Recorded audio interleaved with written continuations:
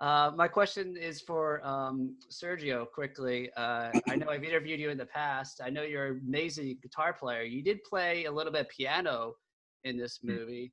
Was it, what was the piece you actually, did you something, was it actual music piece or something just came to you when you performed that? That was something that I was kind of just messing around with at the time. It was original.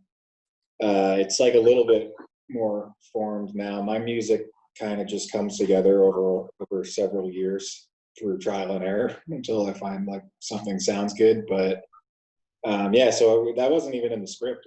I was just kind of messing around on Melora's piano. I guess she liked it, so we just threw it in there. Melora, one of my favorite aspects of this movie was every time your character was in the car, he had this amazing sound design of like war and like newsreel, I guess, going on. What was the decision with that? It was so powerful. What was the decision with that? Yeah.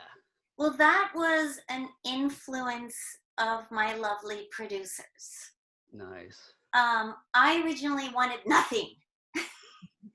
Just to show the isolation and what it is. Like, the film is very much set in Los Angeles, and you're just driving. Half your life is driving, and you're in your head. And even if music or the news is playing, half the time you're thinking, like I should say I'm thinking of something else. So by the time I get to wherever I was driving, I'm like, how did I get there? And I didn't listen to anything. But I feel that I'm very grateful for that suggestion, because it really puts her in a heightened state of awareness of what's going to happen with her son on a literal plane, and on the plane where I feel that I'm exploring depression and facing mortality in a way that we don't do day to day. Maybe now we do with the virus. That being in the war, like you could just get killed at any moment. Like my scene with Gil where I say he could step on an IED. It's like, you can get killed at any moment. You can die. So I feel that design really helped.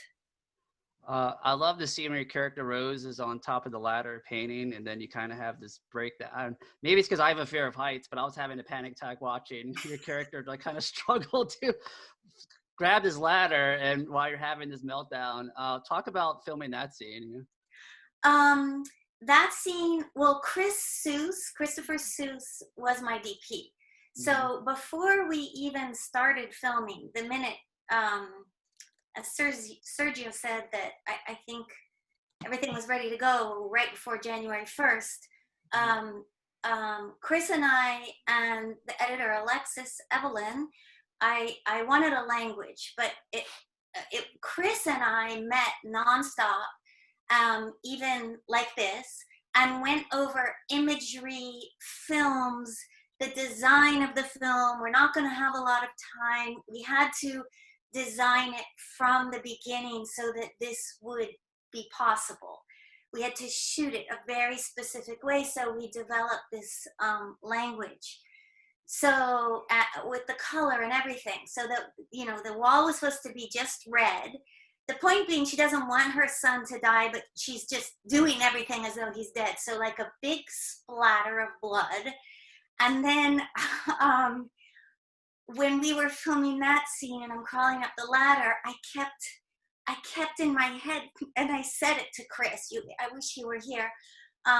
This is the chimp on the ladder scene. This is the chimp. There was some study, psychological study, where they found that chimps, when they lost their mother, they said, well, all they need is to eat and sleep and get these nutrients. But the chimps would die. So one of the scientists, a behaviorist, I don't know his name, so, forgive me, but said, I think they need to feel nurtured. They need to feel loved. So they had a wooden plank, and they put heat pieces behind this fluffy kind of mushy carpet, so that when the chimp held it, it felt warmth from something else. it felt nurturing, it felt love. And Mhm. so that was the latter scene, was the Yeah, you are holding it like hanging on to the wood. It's a famous experiment for Yes. anybody that Yes, studies very graduate famous. level biology about the rhesus monkey and the wire mother and the terry cloth mother. Yes, and I think that also that it's an important symbol for the film, that you can't do it alone. I mean, she alienates everyone, because when one goes into a terrible depression, one becomes monstrous in a sense, and people want to help you, and you just push them away. But that you need that, and I feel the scene Mira referenced was the turning point for the character Rose, because she's now holding someone, realizing that we're all suffering to a certain extent, and that's very Schopenhauer and Nietzsche. I love it. Thank you very much. Uh-oh. We lost him. I got a question real quick. Go. All right. What's your Question for Steve and Melora. The scene where he asked, "Are you happy?" I mean, that was such a powerful acting scene. Was it actually in the script to whisper in the air? Was it, or just to say the question for that? I thought that was so unique, that spot. Well, I mean, for me, this is my second time working with Melora, and as a character as well in one of her films. And I kind of painted Giovanni in a bigger life, more than big, you know, just to try and overcome his own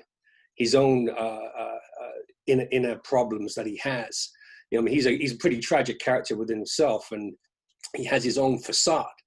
So before we were getting ready to film, Melora just said, you know, just be you, and you know, you don't need to bring anything else out from that. And you know, and then I started thinking about me, you know, which I generally don't do that often.